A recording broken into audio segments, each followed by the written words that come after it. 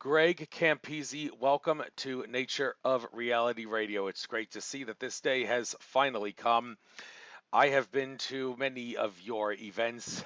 I'll never forget how on your 44th birthday at the Awaken Center, that was the same day that I had exactly 4,444 YouTube subscribers. It seemed very synchronistic that that worked out the way it did. And the person at my last job, not going to get into my last job, terrible story there, but um, was best friend to your wife. So small world and all that. And you have a lot of things to offer. And I've been to many of your events. And unfortunately, the last three times you've had a conference at the Plymouth Center, something has always turned up that's only enabled me to show up for half of the conference. I'd like to make sure I show up for the full conference. It's a gem having the ability to go to an expo or conference that's free of charge, like the one at Plymouth Meeting Mall is for free lectures. And next one in July, I'll do my best to make it on both days. But you've got a lot to offer. I don't know how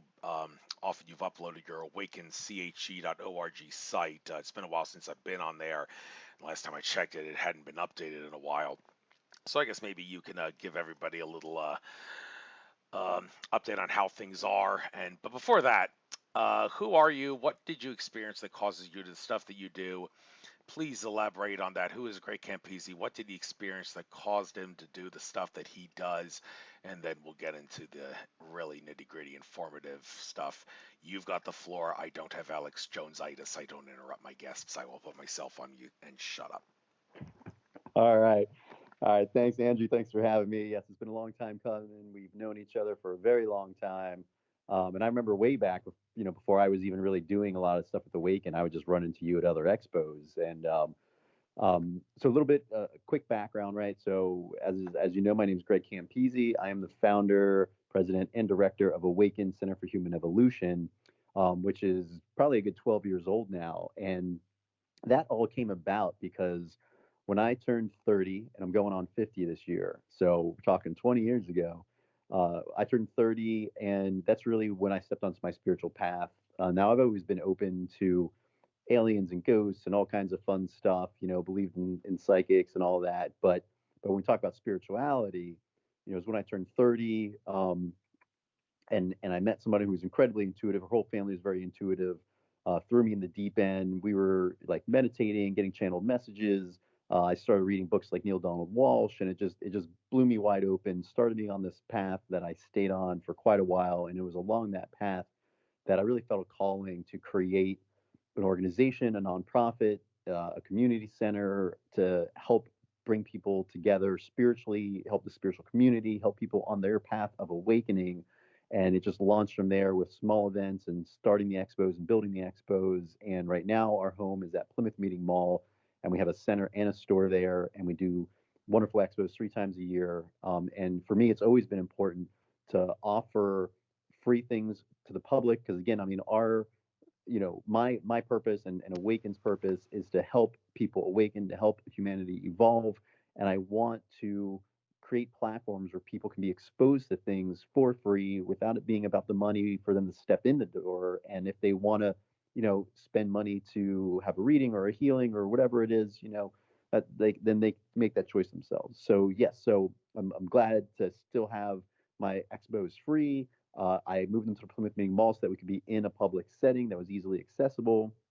And we also offer a lot of free stuff over the center, like free meditation twice a week and some other stuff that's coming up. So that's the gist of it. And the other quick thing I want to mention is it's funny, like, but right out of the bat, we got the ball rolling with all kinds of synchronicities and stuff. And you mentioned the 44th birthday and your number. And um, somewhere early on in the Awakened days, I was doing an Awaken Your Angels day and with a couple speakers, and the numbers fours and ones were hitting me that whole day, all day. And ever since then, fours and ones, or like any combination of those, have been my angel numbers. That it's my little angels tapping me on the shoulder, telling me everything's okay. And I actually saw them twice today, like in a manner that like really stood out. So, they're still with me, still saying they got me, and it's those kind of synchronicities that I love.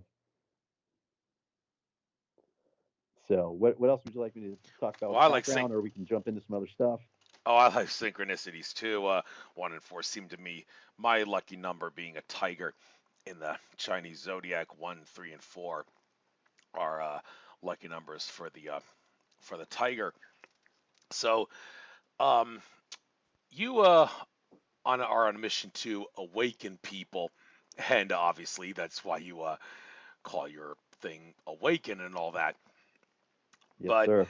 yes, but there seems to be something that you want to get out to people regarding blockages. I mean, I was listening to that 2+ hour podcast that you did, and couldn't get a got a kick out of the whole thing, or you were like making noises, like slapping or Yeah, chopping your hand against something to show that this yeah. is a blockage against something. So, if you're really big on trying to help people get out of blocks and get through walls and all those barriers and all that, what is it about walls and barriers and blocks that makes you believe um, that you want people to know about and how to get through them to awaken?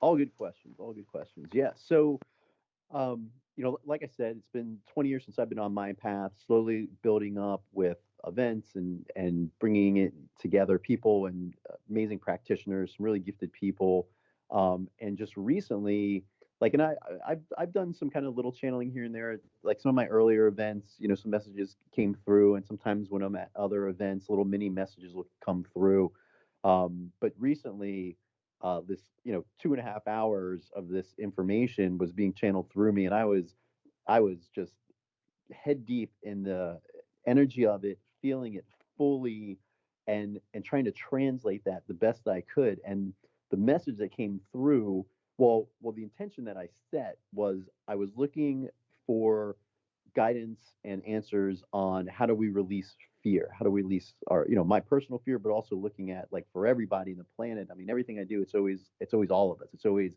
this isn't just for me, this is for humanity. And so all this information came through. It's titled Lighten Up. And it was, for some people it's not new, for some people it is. For me, even though this touched on a lot of concepts I already knew, it just blew my mind, and just it was just pure truth in such a simplified way that we are here, like, our whole existence, our whole life, this whole reality, this whole creation, it all comes down to simply expressing, feeling, experiencing energy. That is what we are doing, that is what we are here, that is what life is us expressing and experiencing energy. And so, keeping that in mind, that's why we're here, to experience the energy. If we were just experiencing everything, letting it flow through us and letting it go, our lives would look very different. There wouldn't be fighting, there wouldn't be wars, there wouldn't be all this anxiety, there wouldn't be all this trauma. But somewhere along the way, we also come in, we come in as souls, and we're thrown into the energy that's already here existing.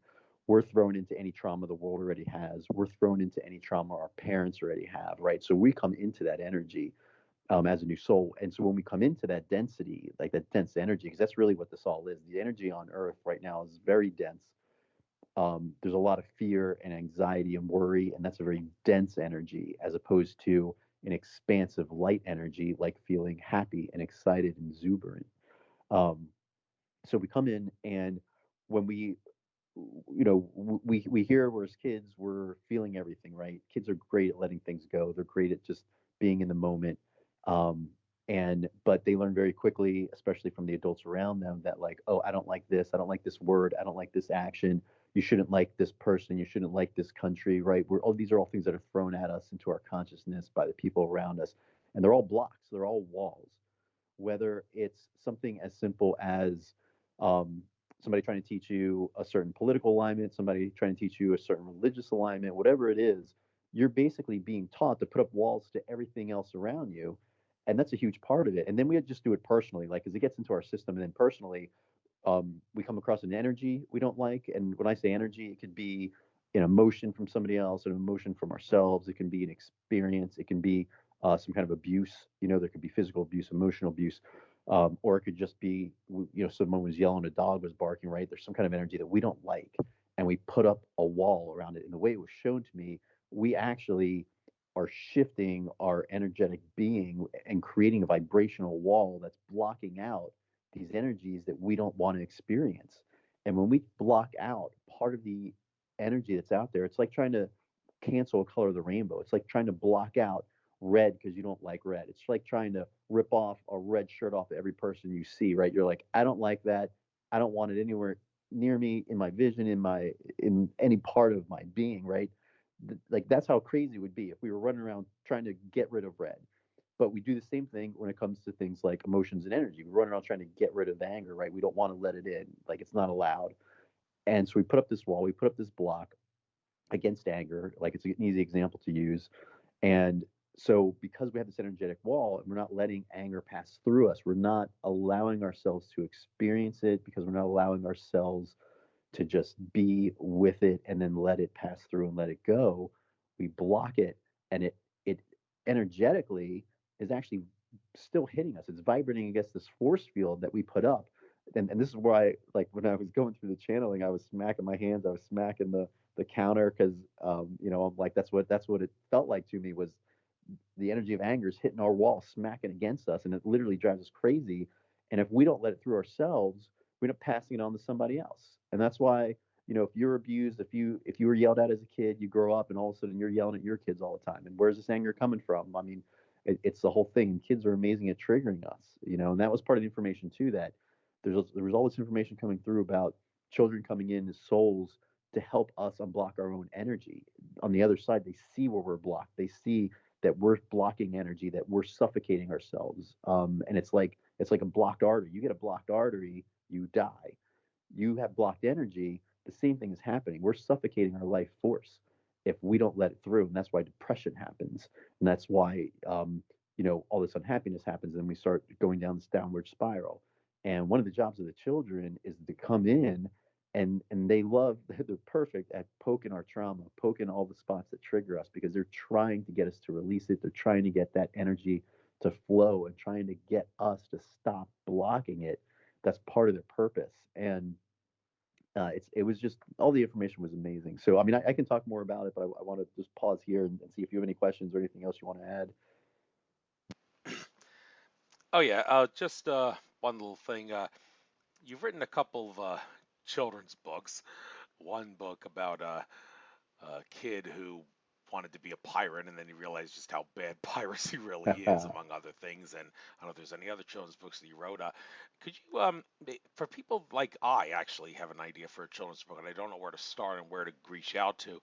Um, what inspired you to write those children's books, and how can people like I who have an idea for children's books go about, and also as far as the illustrations go, I don't know if you drew all those pictures in there, but you may have written the story, but as far as the pictures go, that may have been different. Um, who do you Yeah. get to publish and illustrate your work and all that? Yeah, good questions. Yeah. So yeah, my children's book, The Good Pirate, and actually, it's funny because I said Lighten Up was really the first like major thing I channeled, but that book, I consider that channeled information. And because I was just sat down to work one day, sat down on my computer, and I don't even know what triggered it, but something triggered this idea of a little pirate kid children's book, and the text just flowed out of me. I wrote the whole thing in like probably an hour or less. It all rhymed. It was this beautiful story, and I only tweaked it a little bit from that original information that flowed through. And as soon as I read it, like I was like in tears. I was like, this is incredible. Like I have to share this somehow. And I even sent it over to my wife, and I was like, I think I have to write a children's book. And she read it, and she's like, do it, And the message of the story was to follow your heart and don't do things just because other people do, even if it's your own family. And he learns that pirates do all these bad things, and he doesn't like that, and all he wanted to do was be a pirate when he grew up. He learns that pirates like do all these bad things, and he decides like, I don't want to be a pirate, like I don't like, and gets them all to kind of change their ways and change their mind and stop hurting other people. So it's such a beautiful message about following your heart. And as far as actually creating and publishing the book, so I'm a graphic and website designer. I'm a little bit of an illustrator, but I know that it's a very specific talent to caricature people and draw people. If this was a story about animals, I probably could have illustrated it myself. But I knew I needed some extra help on this, so my friend Matt Sullivan actually illustrated the book for me. He's an amazing illustrator. So that's the thing. So if you're talented enough to be able to draw it yourself, that's great. If not, you have to hire somebody um, to illustrate it for you, unless they're willing to go in on the book with you. Um, it also is good to always have a proofread too. I have a friend, John Aquavita, that was an amazing proofreader. So I'm lucky that I know all these different people. But it still probably cost me like 2 grand all said and done to get it all together and put together. I'm also fortunate that because I'm a designer, I was able to do the layout myself, and lay out the text and all that kind of stuff myself. And I actually did some sketches and sent it to the illustrator so he had an idea of kind of where we were starting. And I originally published it through Amazon, and just because Amazon makes it very easy to get started to publish books, they'll even give you an ISBN code, barcode for it as well. But the one thing that I learned right away is, for me, I wanted a children's book to be available in hardcover and soft cover. I think for a lot of children's books, especially if people are buying them as gifts, it's good to have the hardcover version. And Amazon, for some insane reason, does not make hardcover kids books. You have to have at least like 50 pages or more or something like that for Amazon to print a hardcover for you. So there's actually another series of books that I helped my stepdaughter create. They're ABC books. They're for little kids, and they have like positive mantras, and they also have all these great messages. And we actually published those through Barnes and Noble Press, because Barnes and Noble did make the softcover and hardcover kids books on the spot for you. So, I mean, there's obviously a little more to it, but these days it is fairly easy to self-publish. If you're not going to illustrate, you just need the money for the illustrator and proofreaders and things like that. Or if you're writing novels, I also have a novel called Angel, a novel guide. Um, and that definitely needed some proofreading, and I sent it to a couple different people to kind of help me with massage some of the grammar and story and all that kind of stuff, and that in a sense was a lot of channeled material as well. That novel's about uh, it's a story, it's a fictional story about a family that's struggling, and there's a spiritual woman that works with the mom, the wife in the book, and starts teaching her about connecting with her angels and calling on them for help and praying and looking for the signs, and then all these kind of miracles unfold as the story goes along. So along with all the many things that I do, I've also become an author along the way, and now I have this channel of information, and I'm hoping more of it will come through, and we'll see where things take me. Eh, Yes, children's books are always fascinating things to look at. I myself couldn't help but pick the book up and flip through the pages myself. At 30 years old, I still have a kid in me who wants to look at those things every so often. of And course. the another thing that you're very big on is in your Awaken Center crystals. I was telling you recently that I got my own crystal collection on my altar. I've got all my crystals like in a spiral shape with a post-it note under each of one labeling what each crystal is. Perhaps to complete my collection, I should take a picture of what your crystal collection is so I know which ones I am missing, and then I can get the ones that I am missing to complete my collection.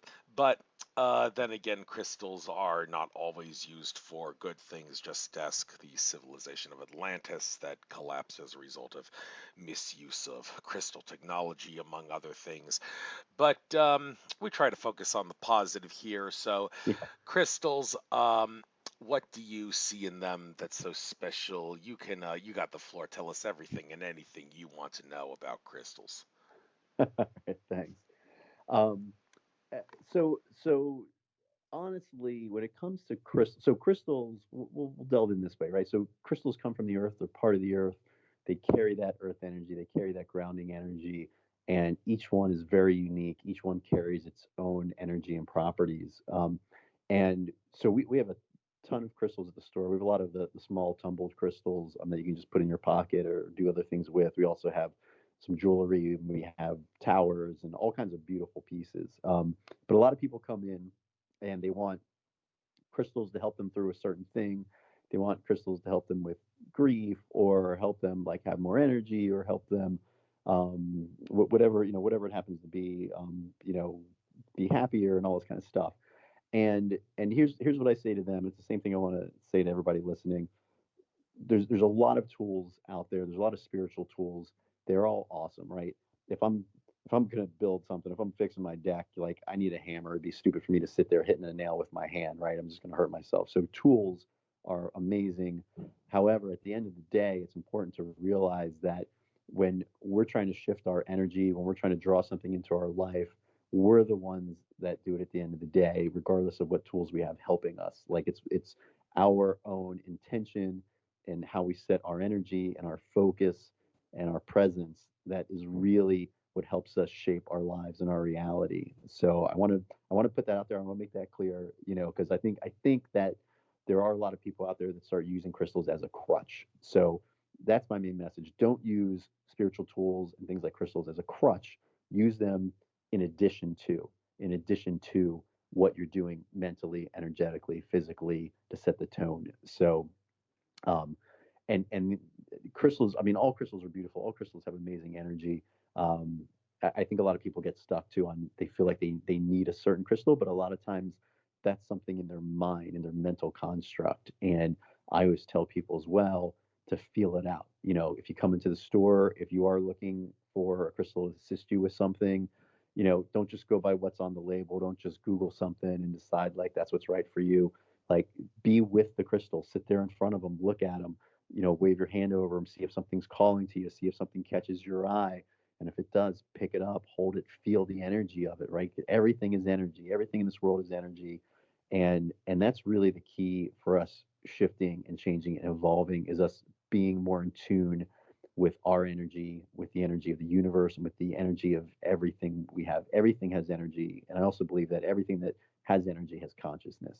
So I believe that the crystals all have their own consciousness, and that's part of what we're tapping into when we're connecting with a crystal and wanting a crystal to help us. We're connecting with the consciousness of that crystal, and that crystal is also connected with the consciousness of the whole planet, because that's where it came from. It came from within the planet.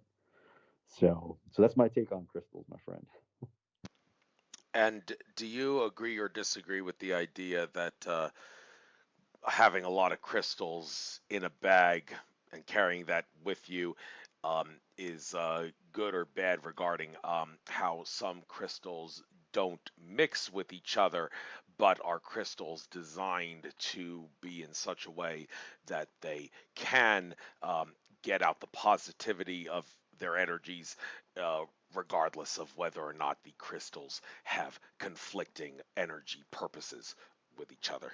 Yeah, good question. Good question. So my personal belief around this, right, is I'm gonna use a sample of cooking, right? So crystals, I believe all crystals have good energy. They all come from the earth, right? They're not here to hurt us. They're only here to help us. Okay. But if you're cooking something, there's all these wonderful spices. All the spices are good for you. All the spices are healthy for you. They help your system. But if you threw too many in, and if you threw in some certain combinations, it may not taste so good, right? Your food may not hit your palate the way you want it to. So um, I personally don't think that there's any harm in having too many crystals. However, again, it all comes down to energy. If there's something that you're trying to do specifically, then there probably is going to be a certain combination of crystals that energetically will assist you in accomplishing that. And just like when we cook, right? You can over flavor things. You can over spice things, right? And sometimes just a couple simple spices is all you need. So same with the crystals. You can have as big of a collection as you want. You can soak up that energy. You can carry it around with you. If you are looking for the crystals to help you with something specific, then it is good to just tune in and see. Like, you might only need one or two crystals to carry around with you for that day, for the specific energy that you're in at that moment. And it really is about just what's happening in the present moment and what you're looking for to shift in that present moment, and then asking your crystals, asking the universe, asking your guides to help you shift that energy that's coming in that moment. Yes, and regarding other tools that you can use to help you with spiritual cleansing, such as Palo Santo, sage, and and whatnot. I during this talk here lit up my own pipe of Mapacho tobacco, which is very good, I think, for when I do radio to help get my message out in two dimensions to people, especially when we talk about these far out things to help people that are on the low end of the awakened spectrum understand it. But the Native Americans have always talked about how tobacco is actually very, very good regarding cleansing and healing and purifying the area. Um, but funny thing is, if I were to like, if you were to burn incense or sage in your like Awaken Center, I'm sure it wouldn't be a big deal. But if someone were to light up a pipe of tobacco, it would be a big deal. But I can't help but wonder if all that stuff about secondhand smoke and everything is just a lie to conceal the fact that tobacco has very, very good spiritual cleansing properties. So, do you uh, do you have anything against smokers, and do you think that tobacco can be just as good as sage, Palo Santo, incense, and those and essential oils for that matter, and all that stuff? And you can also give your take on those things as well. Yeah. Some really good questions you're throwing out there. I mean, there's a little bit of a so I mean, there's a definite difference between talking about smoking in general and talking about cleansing with smoke. Cleansing with smoke, that's one thing. You're going to light something up, whether it is tobacco or sage or something.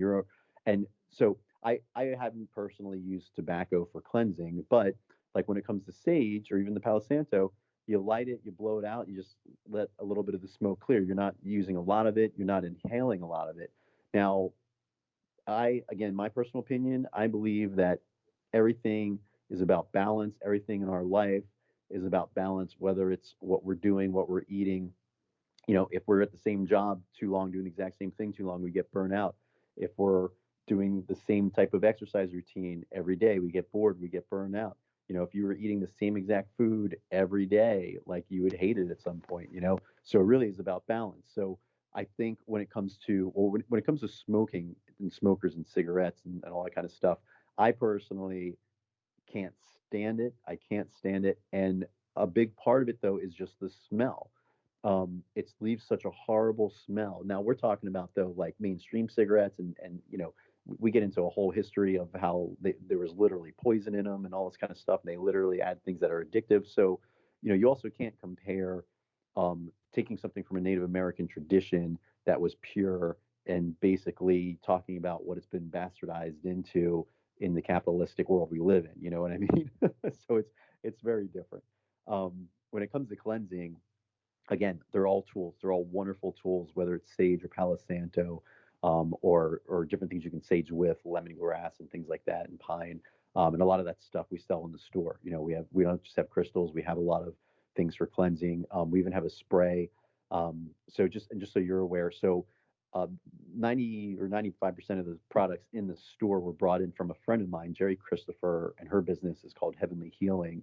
And I ran into her at an expo, said I was opening a center, was thinking about opening a store, and we actually partnered up. So she brings in and maintains the products, and she does an amazing job at it. So it's a beautiful balance. Her bringing in the products, me managing the store and managing all the events and everything along with the expos. But she makes some of her own products too. Like she makes some organic skincare stuff. And one of the things that she makes that I love, that people love, is this cleansing spray. And the spray is made from Palo Santo and sage and some other good things. And the spray is great because then you don't have the smoke. So some of it is just a personal preference. I've also seen the Body Worlds exhibit where they show dissected humans and you're seeing the muscle and all that kind of stuff, and they show what a smoker's lung looks like. And I absolutely believe that is 100% true. They're not faking that. It's not a fake lung. It's a real lung that is blackened from too much smoking and showing what it actually does. I don't think it's any kind of conspiracy. I think that too much smoke is bad for the system. People die from smoke inhalation if there's a fire. Like it's a real thing. And again, it goes back to balance that if the world of cigarettes and cigars and all that kind of stuff was something people only smoked once a week, once a month, probably wouldn't be a problem. But people that chain smoke, it becomes not only a problem for them, but everyone around them. So that's my take on it.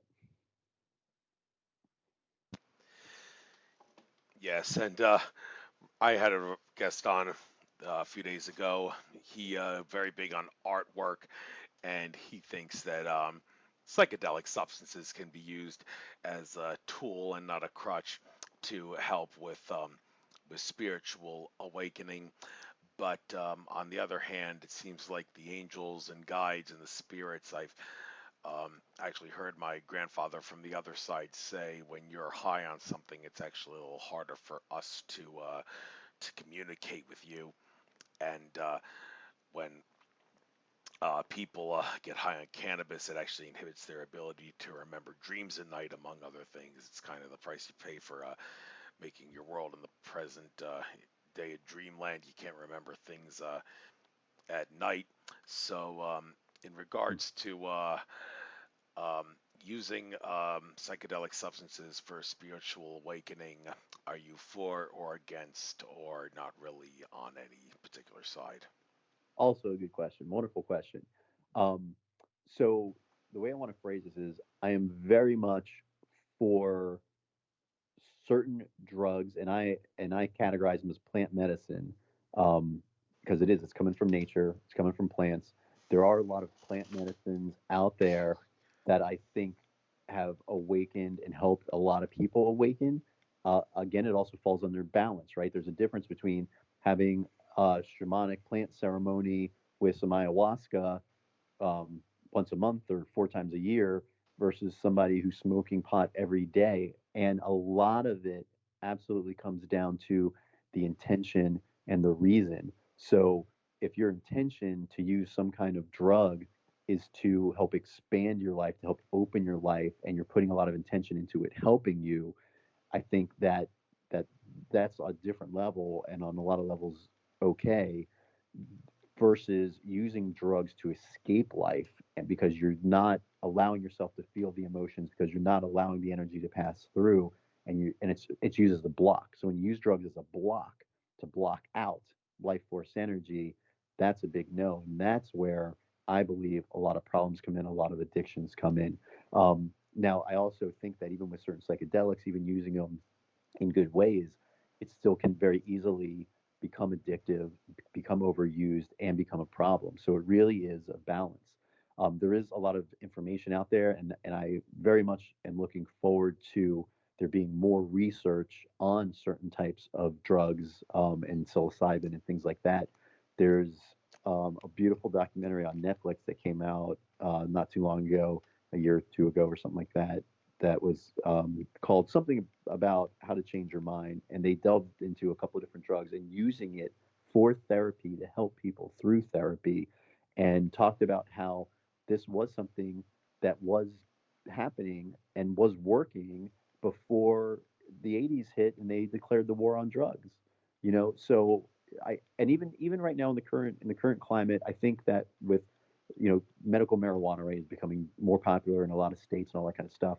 I think that can also be abused though. So it really is maintaining the balance, maintaining your intention of why you're using a drug and what the purpose is and your intention and not overusing it and maintaining a balance around it. And like I said, I'm hoping that more information surfaces and more research is done about how certain drugs can help people, but there absolutely is a danger to them. So it's a very fine line to walk.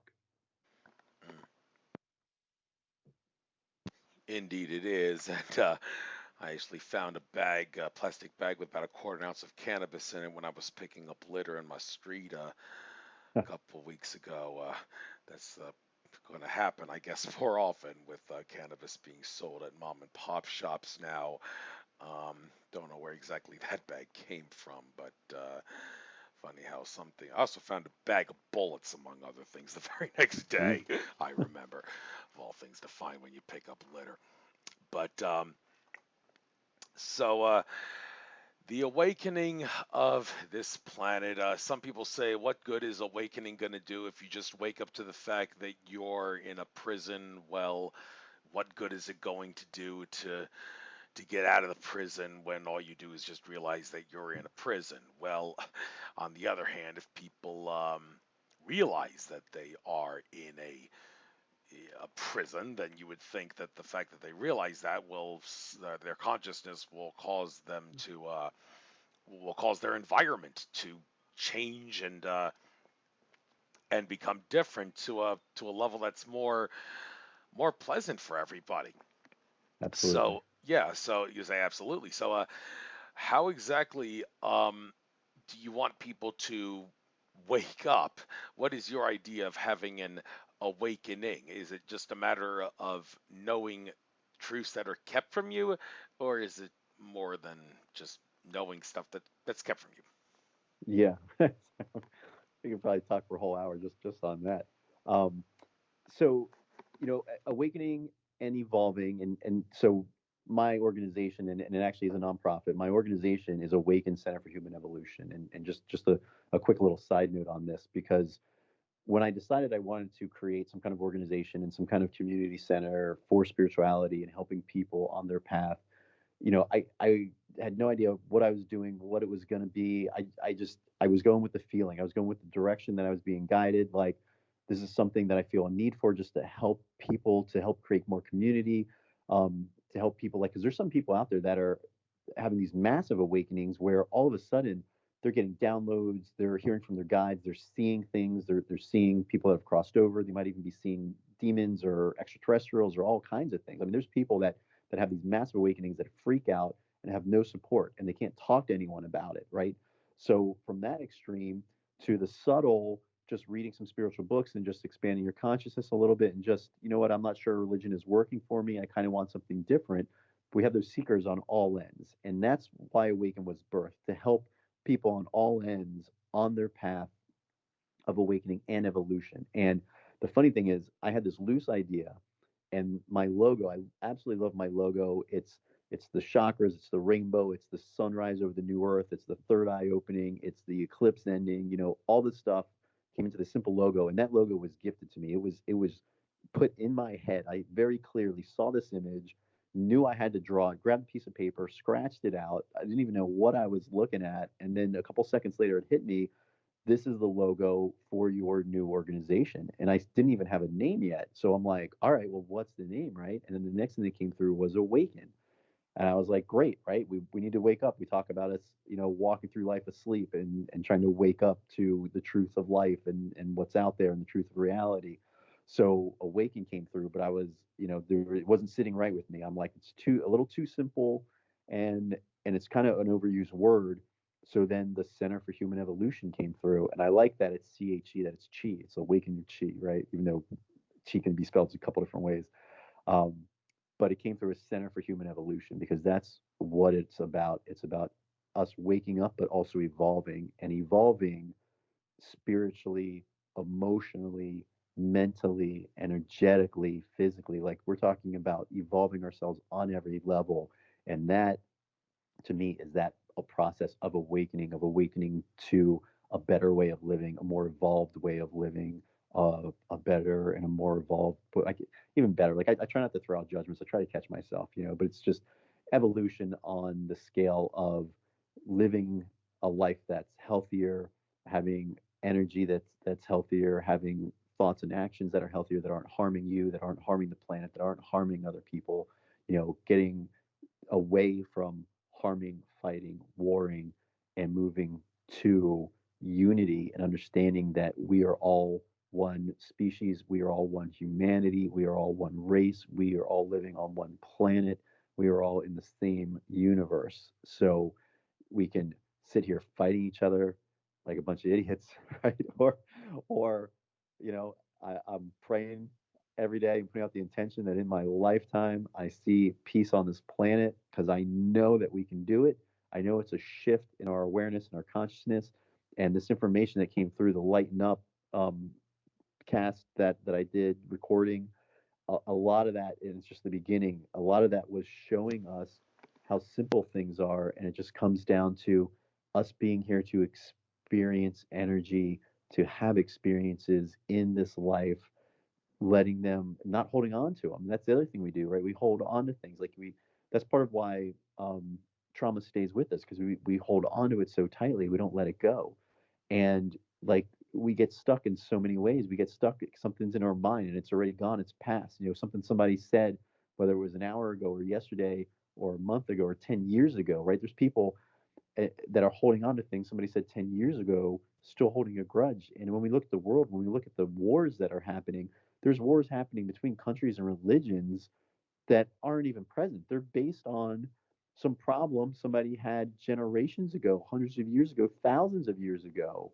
We need to shift. We need to let it go. We need to let go of that warring, fighting energy and come into the present moment and wake up to the fact that we are all one. We are all one consciousness, one being, one race, one planet. And that is what's going to get us to that next step of evolution as we wake up to the truth that you're only hurting yourself when you're hurting other people, and you're only fighting yourself when you're fighting other people.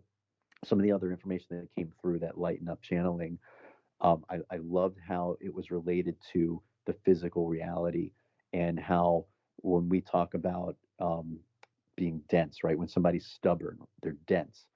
And when somebody is, spiritual and a hippie and they're light and airy, right? And it's funny that we use this language because it's what's actually happening. When our energy is condensed, we are stuck. We are a rock that can't be moved. We're too heavy. Two rocks hit each other. They can't pass through each other. They can't experience each other. If we lighten up our energy, if we become more fluid, right? And we use that word, we become more fluid. Two liquids can pass through each other, they can mix with each other. If we keep lightening up our energy and our being, and possibly even our physical bodies, like our physical bodies are getting bigger. Like we're literally physically getting bigger. People hundreds of years ago, if you go look at the bones of the monks, they look like kids. And that was a full size person. Each generation, our kids outgrow their parents. So we are getting bigger. And I absolutely believe it's part of us expanding our physical being along with our consciousness, along with our energy. Because when we expand, if we were gases, we could just pass right through each other. But the warring energy is that dense, hard energy. It's two rocks hitting each other. They're never going to get through each other. They're never going to actually experience each other. They're just going to be stuck. And that's why all this information was so beautiful about lightening up, allowing energy to pass through to experience it. And anything that you don't resonate with, you let it go. Sorry, what were we talking about? It's all right. At this point, I guess the last 15 minutes or so of this interview will be Patreon subscribers only. So anybody who wants to listen to the last 15 minutes of this, please subscribe on Patreon.